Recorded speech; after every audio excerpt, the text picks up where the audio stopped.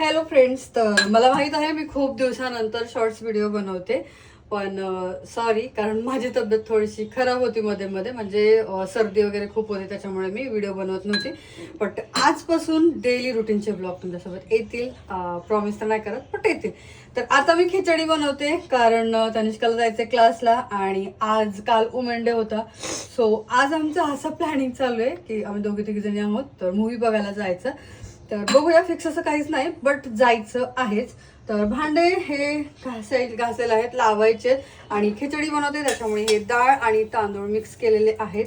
इकडे अद्रक लसूण कुटून घेतलंय आणि इकडे मिरची ही बारीक करून घेतलेले आहेत. तर पटकन आता खिचडी बनवते, त्याच्यानंतर मग फरशी वगैरे पुसायचे. तर तनिष्का फरशी पुसणार आहे, मी किचन वगैरे आवरून घेते आणि नंतर स्वतःच माझं आवरून घेते, कारण मला जायचं आहे मिराज सिनेमा थिएटरमध्ये मूवी बघायला. ओके.